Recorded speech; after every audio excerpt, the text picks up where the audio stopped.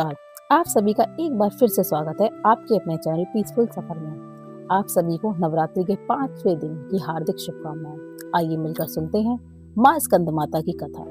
एक समय की बात है जब एक असुर था ताड़कासुर। उसने कठोर तपस्या करके वरदान पाया कि उसे केवल शिव के पुत्र ही मार सकते हैं। लेकिन समस्या यह थी कि भगवान शिव तो तपस्या में लीन थे और उनका विवाह भी नहीं हुआ था।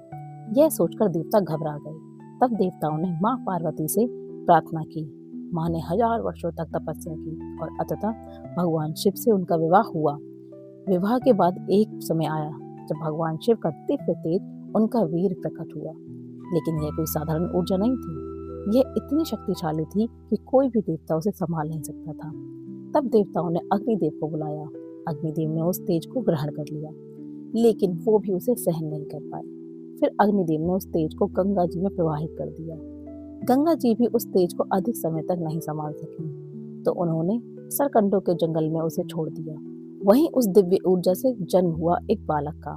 उस बालक को 6 कृतिका यानी नक्षत्र देवियों ने पाला, इसलिए उसका नाम कार्तिकेय पड़ा। क्योंकि उसने 6 माताओं का दूध पिया था, इसलिए उनके 6 मुख भी माने जाते हैं और उन्हें षडानन कहते हैं। स्कंद का अर्थ होता है प्रभावित हुआ, क्योंकि वह शिव का तेज अग्नि और गंगा में और फिर धरती पर प्रभावित हुआ, इसलिए उनका नाम पड़ा स्कंद। जब पार्वती माँ ने उस पुत्र को अपनी गोद में लिया और उसे अपना पुत्र स्वीकार किया, तब वे कहलाई स्कंद माता यानी स्कंद की माता। जब माँ पार्वती अपने पुत्र स्कंद को गोद में लेकर बैठती हैं, तो वे स्कंद माता कहलाती हैं। माँ स्कंद माता हमें सिखाती हैं कि माँ का प्रेम ही सबसे बड़ी शक्ति है और वही शक्ति संसार की रक्षा करती है। जब स्कंद बड़े हुए तो वे देवताओं के सेनापति बने और युद्ध में ताड़कासुर का वध कर दिया।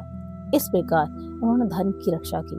स्कंद माता का दिव्य स्वरूप बहुत ही सुंदर है। उनकी 4 भुजाएं हैं, उनके 2 हाथों में कमल पुष्प है, एक हाथ में बालक स्कंद यानी कार्तिकेय भगवान जी हैं और एक हाथ वर मुद्रा में है। माता का वाहन सिंह है जो कमल के आसन पर बैठती हैं, इसलिए उन्हें पद्मासना देवी भी कहते हैं। माता शांत और माम्र तप से भरी हुई हैं। उनकी गोद में बाल स्कंद हैं और उनकी आभा दिव्य है। माँ को केले का भोग लगाना बहुत अच्छा माना जाता है, क्योंकि यह सरलता और पवित्रता का प्रतीक है। माँ को फल, खीर और मिठाई का भोग भी लगाया जाता है। माँ को कमल का फूल, गेंदे का फूल और सफेद फूल चढ़ाना शुभ माना जाता है। माँ की पूजा के लिए स्नान करके स्वच्छ वस्त्र धारण करें, माँ के चित्र और प्रतिमा को स्थापित करें, फिर गंगा जल से उसे शुद्ध कर लें, दीपक जलाएं, फूल और भोग अर्पित करें, माँ के मंत्र का जाप करें और आखिर में आरती करें। माँ का बीज मंत्र है ओम देवी स्कंद माताए नमः। माँ से प्रार्थना करें, हे माँ स्कंद माता, जैसे आप अपने पुत्र की रक्षा करती हैं, वैसे हमारी भी रक्षा करें। यह देवी विशुद्ध चक्र से जुड़ी हैं, यानी शुद्धता, अभिव्यक्ति और शक्ति।